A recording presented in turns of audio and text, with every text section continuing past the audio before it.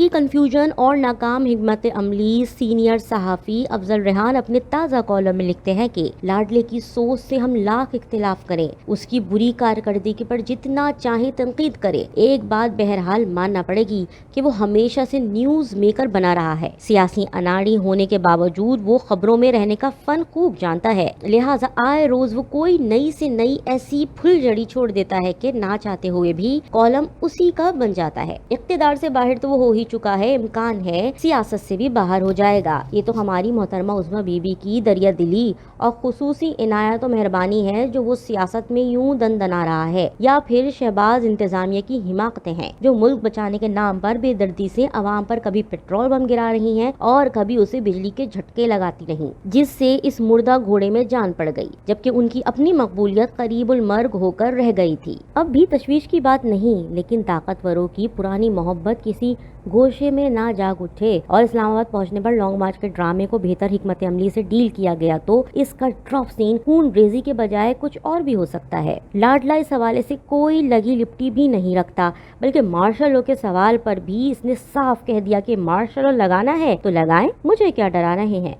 बात डर की नहीं, ख्वाहिश की है। मतलब अगर इख्तिदार मुझे नहीं मिलना तो फिर मेरे सियासी मुखालफिन को भी क्यों मिले। फौजें आती हैं तो आए, फिर क्या हुआ। ये है हमारे इस लाडले की जहनियत और इसकी तमाम तर तकारीर और बयानात से बाआसानी पढ़ी और समझी जा सकती है। कोई भी शख्स जो परस्तिश की हद तक अपनी ज़ात के इश्क में गिरफ्तार हो, इसकी जहनियत अजल से यही बनती रही है। अलबत्ता मुल्क व कौम की इस जहनियत से जरूर फर्क पड़ता है। आज की सूरत हाल मुलाहिजा फरमाएं। लाडलेपन को अगर यूं ही सरों पर सवार रखा गया और उसके नतीजे में हालात का बिगाड़ ताकतवरों को बराह रास्त सामने लाने के बाइस बना, तो क्या आज का कमजोर पाकिस्तान मार्शल लॉ का भारी बोझ उठा पाएगा। हमारी डूबती मईशत अमरीका और यूरोप समेत आलमी इक्तिसादी पाबंदियां कैसे सह पाएगी। लाडला तो खुद को मुहिम जो निजात दहिंदा ख्याल करता है। वो अपने छोटे या बड़े जलसों में कह रहा है कि पिछले 6 महीनों से इनकलाब देख रहा हूँ। सवाल यह है कि ये इनकलाब बैलेट से आएगा या खून रेजी से। इसने हुक्मरानी में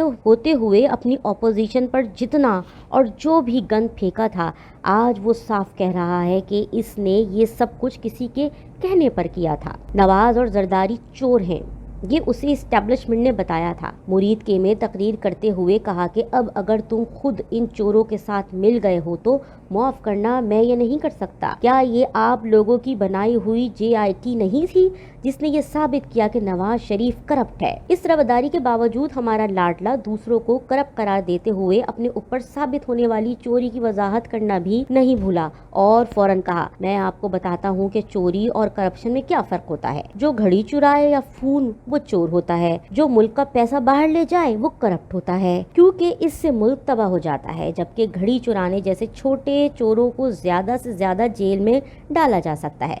माशाल्लाह, क्या खूब खिलाड़ियों जैसी वजाहत पेश की है। अलबत्ता ये नहीं बताया कि अगर घड़ी या तोशा खाना चोरों को जेल ना भेजा जाए तो क्या ये किसी भी मुल्क में कानून का दोहरा मेयार नहीं होगा। अर्ज मुद्दा ये है कि लाडला इतना कुछ होने के बावजूद आज भी कुल्ली तौर पर रिवर्स नहीं हुआ और किसी मौजज़े के इंतजार में है कि इसके सर पर फिर वही ताकत दस्त शफ़क़त साया फगन हो जाए। इसके लिए वो 2-3 मखसूस बस्तियों को टारगेट करते हुए किसी अब्रे रहमत का मुंतजिर है, क्योंकि अंदर से इसे अपनी अवामी मकबूलियत के सतहीपन का बखूबी अतराक है। इसी खौफ से वो इंतखाबी मार्के की शताबी में मुब्तला है और अपनी मर्जी के आर्मी चीफ की तैनाती पर पैहा में मिस्र। इस वक्त बज़ाहिर वो चारों शाने चित है। बिलखुसूस मेहरबानों की प्रेस कॉन्फ्रेंस के बाद रही सही कसर नवाज शरीफ के इस बयान ने निकाल दी है कि ये 2000 का जत्था लाए या 20,000 का, शहबाज शरीफ तुमने इसका कोई मुतालबा नहीं सुनना और ना ही फेस सेविंग देनी है। इसका सारा जोर हस्बे आदत गालम गलोच तक महदूद है। शहबाज तुमने सारी तवज्जो अवामी खिदमत पर मरकूज रखनी है। नवाज शरीफ ने ये सवाल भी उठाया है कि तुम्हारे वो 10 लाख कहाँ हैं जिनके तुम दावे करते नहीं थकते थे।